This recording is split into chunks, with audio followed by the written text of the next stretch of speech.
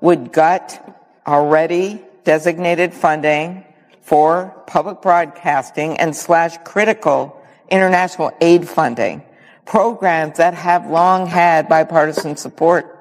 The rescission would also weaken our other global health efforts, whether it's Ebola or malaria or bird flu. We know so many of these start in different places, and we can't just bury our heads in the sand. We actually need to take them on where they are, or the need to help other countries so you increase your own national security. We know that very much in Minnesota with our Somalian population and what they have faced in Somalia. When America shares its bounty with the world, and we do it in a smart and targeted way, we benefit. Mr. President, hacking away at public broadcasting, public radio, it's not just short-sighted, it's dangerous, and the same for the foreign aid. These investments are a small cost compared to what we get out of them. You need to look at what the president's asking us to cut out. I'll just give you a couple of examples. I didn't make this up. The president is saying we're giving $3 million to Iraq to produce Sesame Street. Maybe we could use that money for something else. The president is saying we're giving $3 million to Zambia for circumcisions and vasectomies. The president's saying we don't need to do that. We've got other priorities. We're giving $500,000 to Rwanda to buy electric buses. The president is saying to us, Congress, we don't need to be spending the money on that. There are more important things. We're spending $67,000 to give insect powder to kids in Madagascar. I don't even know what insect powder is, but the president's asking us to cut it out. We're giving $3,600,000 to Haiti for pastry cooking classes, for cyber cafes, for dance focus groups, for male prostitutes. The president's saying, I don't think so. I don't think that the American people support giving their hard-earned money to male prostitutes in Haiti. So he's asking us to cut it out. He's asking us to reduce the budget by $833,000 because some of President Biden's bureaucrats gave a contract to transgender people, sex workers, and their clients in Nepal. The president's saying, I don't want to do that. And he's right. That's enough. You get the idea. That's why I call it spending porn. Triggers your gag reflex. You look at the stuff and you go, what in God's name? Who decided to do this? Well, Congress didn't. The bureaucrats did. It's money we appropriated, but we didn't tell them to go spend money, $833,000, and give it to sex workers in Nepal. They just took the money we appropriated and used it for that. And so the president is asking us to do what's called a rescission, to cancel the spending. Now, I have listened. I've been here 8 years, Mr. President, and I've listened to a whole bunch of people talk about the need to reduce spending. But you got to watch what people do, not what they say, because talk is cheap. And around here, I've learned pretty quickly that reducing spending, it's like going to heaven. I want to go to heaven. I bet you want to go to heaven, Mr. President. I bet our guests in the gallery want to go to heaven. But everybody wants to go to heaven. Raise your hand if you're ready to take the trip today. Most people, you are, sir, and I admire that. But most people want to live a little longer. And that's the way it is with reducing spending around here. I want to reduce spending. I support it, but not just yet. Because I've got this project. Well, and I've listened to that. And I've especially listened to it for the past 100 days. Go get them, President Trump. Reduce that spending. We're behind you 1,000%. Well, he has. He has. 0.1% he's asking us to reduce. And I'm not saying senators shouldn't ask questions and make some changes if they need to be made, but here's the bottom line. It is gut check time. It is gut check time. You either believe in reducing spending or you don't. And if you talk the game and say, let's reduce spending, and you vote against this bill, in my opinion, you ought to hide your head in a bag. They deserve to be shamed to some degree, because if you're okay with this insane, ridiculous style of spending, I honestly don't know what to tell you. I don't even know what kind of argument would work anymore. Maybe reason just isn't enough. The fact that Senator Amy Klobuchar went on this bizarre rant, calling the bill and its proposed cuts evil, is just mind-boggling. Why are we exposing kids to insect powder?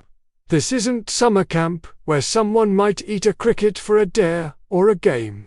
That's something weird and gross we do maybe once in our lives, just for the experience. I never really understood that obsession, but I do remember someone eating a cricket during camp. Once we even had a spitting cricket contest. That's fine as a one-off gag. But now they're actually putting insect powder in our food. There's a phrase that's become popular on the political right. You will eat the bugs. You will live in the pod. It's all part of the broader concerns surrounding things like Project 2030 and the concept of 15-minute cities. If any of this sounds familiar, then you already get it. And I think that's why Senator Kennedy brought it up. It's not just about spending. It's about the creeping normalization of ideas and practices that used to be fringe or symbolic. And now they're slowly becoming institutionalized. It's ridiculous, not just because it's frivolous spending, but because there's a deeper purpose behind it. This kind of spending is essentially a test run, a way to open the door for a broader agenda, one that many elites, especially in Europe, are hoping to implement globally. With America as a prime target, they want to see if it works, and more importantly, if anyone is even paying attention. Well, folks, we are. If you think the system is broken, you're right, but not in the way you might think. It's not broken by accident. It's designed that way. Central banks, surveillance currency, social credit scores, it's all part of a bigger plan for total control. And the final phase, going completely cashless. That's why physical silver, not ETFs, not crypto, might be your only real ticket out. It's untrackable, it can't be inflated away, and it's essential in everything from electronics to medicine. But beyond all that, it represents freedom. Every ounce you own is like casting a vote against this corrupt system. No passwords, no blackouts, no third-party access, just you and your silver. The same governments that claim owning gold is outdated are the ones quietly hoarding it by the ton. So ask yourself why. Physical gold and real silver aren't just money anymore. They represent independence, and in today's climate, owning them is an act of resistance. That's why we've partnered with Goldco, a company that supports this channel and helps people understand how to own physical gold and silver. You might even qualify for free silver. Just visit politgold.com to learn more. Again, that's politgold.com. Now, shifting focus, it's time we take a serious look at agencies like USAID, NPR, and PBS. That's really what Amy Klobuchar is defending when she gets emotional about cuts and throws out lines like they're coming for Sesame Street. But here's the truth. Sesame Street hasn't relied on public funding for years. It's a distraction tactic to protect outdated institutions from much-needed scrutiny. Sesame Street has never truly been financially viable on its own, not ever. It actually lost its funding a few months ago, but was picked up by another company. The reality is, while public broadcasting is still used by viewers like you, the original purpose behind it has drifted. It wasn't about the federal government propping it up, it was supposed to be a shared space. A cultural touchstone where everyone could agree on foundational, educational messaging. But that's no longer happening. Take NPR, for example. Catherine Moreau Mihar, I'm never quite sure how to pronounce it, is now the CEO of NPR. She was grilled before Congress not long ago, and the hearing was incredibly revealing. It showed just how compromised and ideologically driven these organizations have become. According to reporting from The Hill, Martha Morley, the CEO of Wikipedia, was chosen despite widespread criticism over her partisan and controversial public statements. She's the embodiment of advocacy journalism, going so far as to publicly question the very foundation of free speech by declaring the First Amendment was the number one challenge that, according to her, makes it difficult to censor or modify content in the way she wants. But that doesn't sound like journalism to me.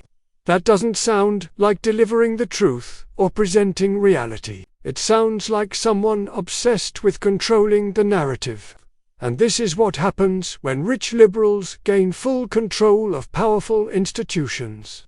Karl Marx may have gotten a lot wrong, but he got one thing right. World history isn't class warfare exactly, but it is a constant struggle between classes. In our case, it's between the ruling class and the dominant class.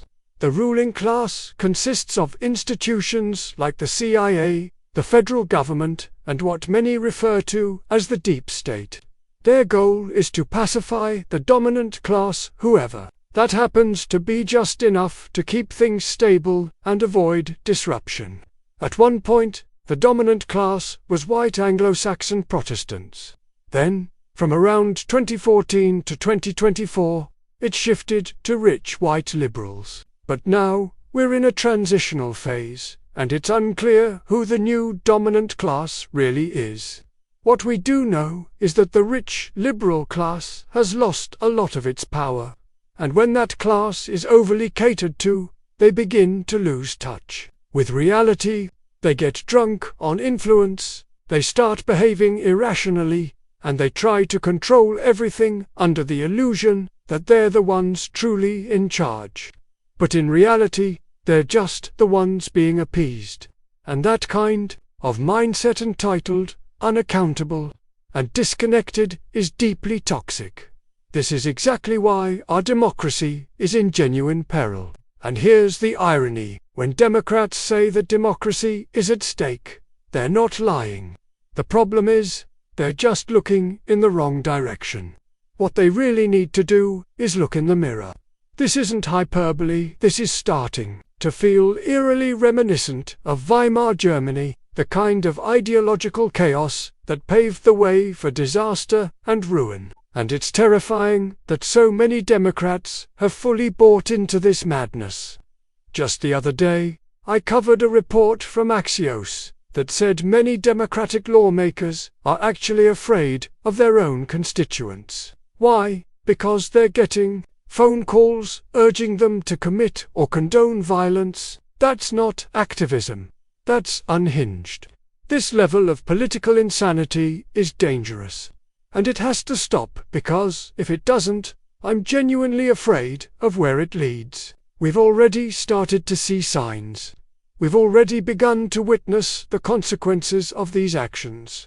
Yet instead of reflecting or course-correcting, many Democrats continue marching down the path of self-righteous delusion, believing they're some kind of divine warriors for justice, rather than confronting the reality in front of them, like Senator Kennedy, simply listing example after example of the frivolous, outrageous spending in our federal government and public broadcasting. Double down.